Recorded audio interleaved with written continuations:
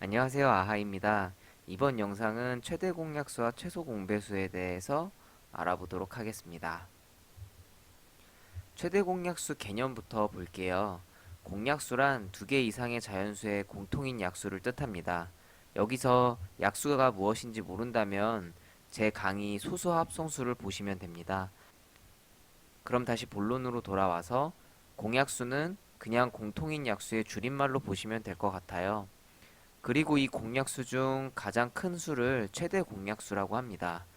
이 최대 공약수는 한 가지 특징, 즉 모든 최대 공약수는 공통된 성질을 가지고 있는데요. 두 개 이상의 자연수의 공약수는 최대 공약수의 약수이다입니다. 바로 공약수들을 자신의 약수로 갖고 있다는 말이죠. 자, 무슨 말인지 예를 들어 봐야겠죠. 여기 12와 30의 공약수를 그림으로 볼게요. 이 그림에 겹치는 부분이 두 수의 공통된 약수, 바로 공약수가 들어있는 부분입니다. 이 가운데 들어갈 수는 1, 2, 3, 6이고요. 그럼 12와 30의 공약수는 1, 2, 3, 6이 되고 이 중 가장 큰 수 6이 최대 공약수가 될 거예요. 그럼 6의 약수를 보고 12와 30의 공약수가 같다면 최대 공약수의 약수가 두 수의 공약수와 같은 것이 되는데 지금 보시면 똑같죠? 이것이 최대 공약수의 성질, 두 개 이상의 자연수의 공약수는 최대 공약수의 약수라는 것을 보았습니다. 다음은 서로소에 대해서 알아볼 텐데요. 서로소라는 용어는 최대 공약수가 1인 두 자연수를 서로소라고 합니다.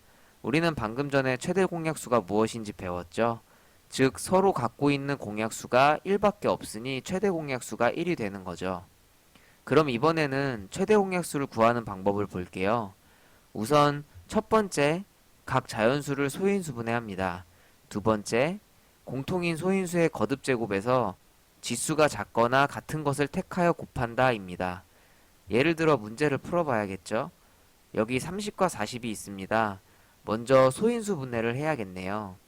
그리고 지수가 작거나 같은 것을 택하라고 했는데 이 말 뜻은 둘 중 공통되는 소인수만 고르라는 거예요. 이 소인수 분해를 식으로 만들지 않아도 2와 5가 하나씩 공통이 되죠. 그렇기 때문에 이 둘을 택해서 곱하게 되면 10이 되고 이 10은 30과 40의 최대 공약수가 됩니다. 다음은 최소 공배수 개념을 볼 텐데요. 공배수란 두 개 이상의 자연수의 공통인 배수입니다. 여기서 배수란 2배수, 3배수처럼 어떤 수의 자연수를 곱하여 나오는 수를 그 수의 배수라고 하는데요. 사실 정확하게 말하면 자연수가 아니라 정수를 곱한 수입니다. 이 정수에 대해서는 다음에 영상을 만들겠지만 자연수를 포함하고 있는 수의 집합이라고 보시면 돼요. 넓은 개념의 수입니다. 다시 본론으로 들어가서 공통인 배수란 어떤 수의 2배수가 다른 수의 3배수와 같다면 그 배수는 두 수의 공배수라고 하면 됩니다. 이 배수는 무한히 갈 수 있잖아요. 가장 큰 배수를 찾을 수는 없고 가장 작은 배수는 찾을 수 있기 때문에 최대 공배수라는 말은 없어도 최소 공배수라는 말은 있습니다. 그래서 최소 공배수란 공배수 중 가장 작은 수가 되고요.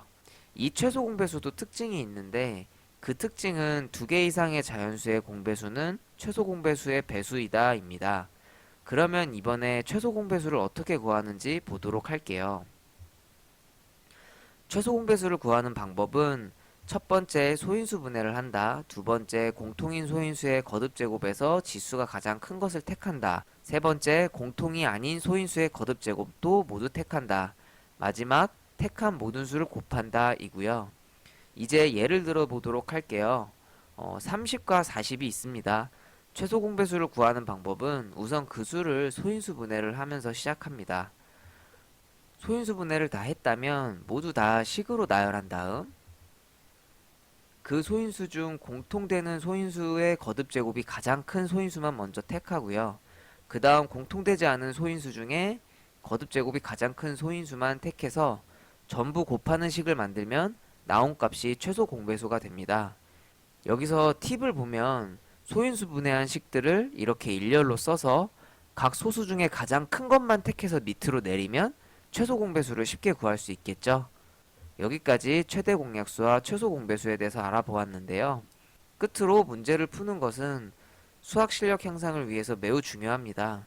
제가 지난 영상에서 푸는 것보다 이론을 정확하게 아는 것이 중요하다고 했는데 절대로 푸는 것을 하지 말라는 건 아닙니다. 문제를 여러 가지 푸는 것은 푸는 실력을 키우는 데 도움을 주는데 이 푸는 실력을 키우는 것은 아는 것이 선행이 돼야지 무조건 푼다고 수학 실력이 느는 것이 아니라는 얘기예요. 그러니 확실히 알고 난 다음에 푸는 실력을 키우는 것이 중요하다는 얘기예요. 영상 우측 하단에 설정 탭을 들어가 보시면 영상 속도 조절이 가능합니다. 2배속까지 빠르게 시청이 가능하니 한 번 듣고 이해가 안 되면 빠르게 반복해서 들어보세요.